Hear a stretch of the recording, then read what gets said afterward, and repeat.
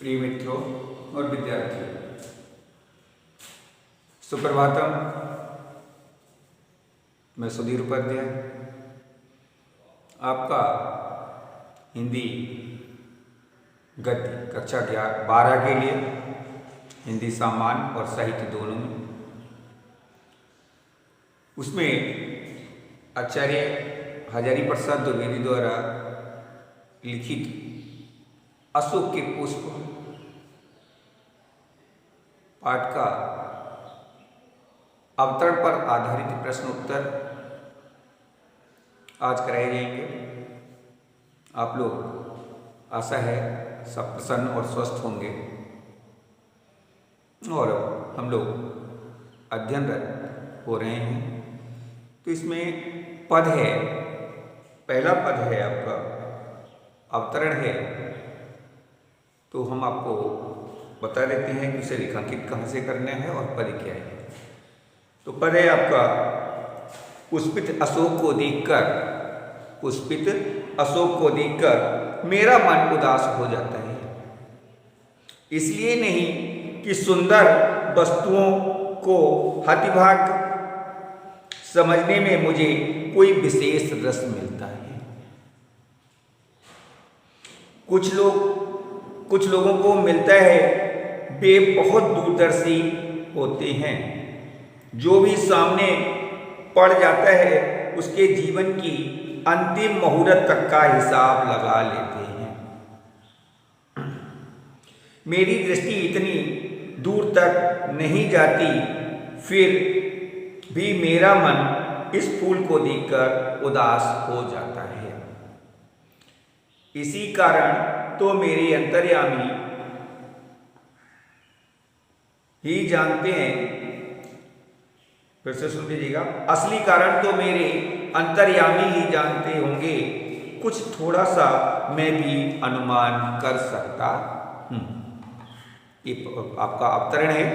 इस अवतरण में आपको रेखांकित करना है, वे बहुत दूरदर्शी होते हैं, जो भी सामने पड़ जाए उसके जीवन की अंतिम मुहूर्त तक का हिसाब लगा देते हैं।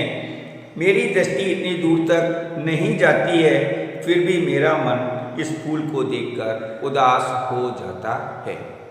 ये अवतरण है, इसको रेखांकित कर लीजिएगा। इससे संबंधित प्रश्नोत्तर आज हम आपको बताएंगे, करवाएंगे। पहले भावार्थ इसका कर लेते हैं। लेखक अशोक के पुष्प के अतीत से लेकर के वर्तमान तक की स्थिति का वर्णन करता है। वह कहता है कि जब मैं अशोक के खिले हुए पुष्पों से उस वृक्ष को देखता हूं तो मेरा मन उदास हो जाता है, क्योंकि ये भारतीय संस्कृति में बहुत ही आदर प्राप्त करने वाला वृक्ष था। अनेक साहित्यकारों ने इसके लिए अपने साहित्य में स्थान दिया है। आगे का भी लेखक कहता है, मैं इसलिए उदास नहीं होता हूं कि मैं उससे ईर्ष्या करता हूं, उसकी सुंदरता से मैं जलता हूं। उदास होने का कारण मेरा यह है कि जो किसी समय में बहुत आदरित था, जिसका बहुत सम्मान किया जाता था, आज उसकी दशा बहुत दयनीय हो गई। आज उसके लिए साहित्यकार अपने साहित्यों में स्थान नहीं देते हैं, अपने साहित्य में स्थान नहीं दे रहे हैं। कुछ लोगों को मिलता है, इसका अर्थ है कि कुछ लोग दूसरों की अवगुणों को देख करके आनंदित होते हैं। कुछ लोग दूसरों के अवगुणों को देख करके आनंदित होते हैं और वो रस का स्वादन भी करते हैं, रस का स्वादन करते हैं। उनका, लेखक का मत है कि ऐसे लोग जो भी सामने पड़ जाए उसके अवगुण बखानने लगते हैं और यहाँ तक होते हैं, उनका मानना है कि उसके अतीत के साथ साथ भविष्य में उसके साथ क्या क्या घटेगा उस तक का अनुमान लगा लेते हैं और लोगों को बताने में संकोच नहीं करते।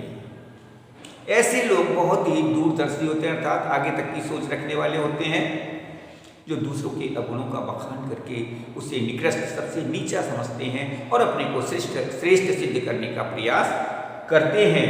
ये सब देख करके लेखक का मन उदास हो जाता है।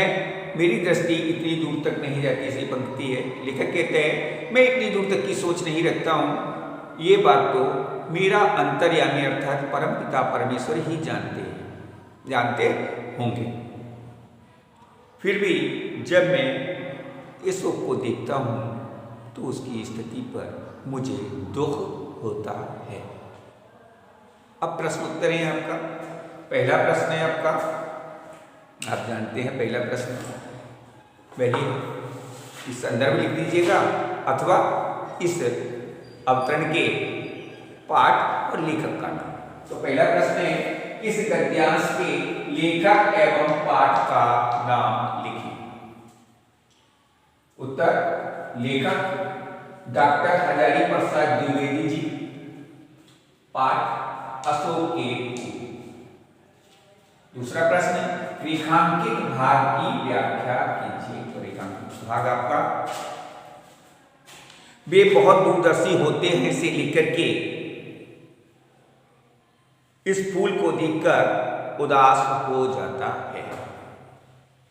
तो इसमें लेखक का मानना है, लेखक क्या कहना है कि जो लोग दूसरों के दोषों को देखने वाले होते हैं वे बहुत ही दूर तक की सोच रखने वाले होते हैं। जो कुछ भी उनके सामने आ जाए, जो कोई भी उनके सामने आ जाए, उसके अतीत अर्थात भूतकाल की प्रतिवार कर उसके जीवन पर्यंत अर्थात मृत्यु तक की विवेचना लोगों के सम्मुख करने लगते हैं।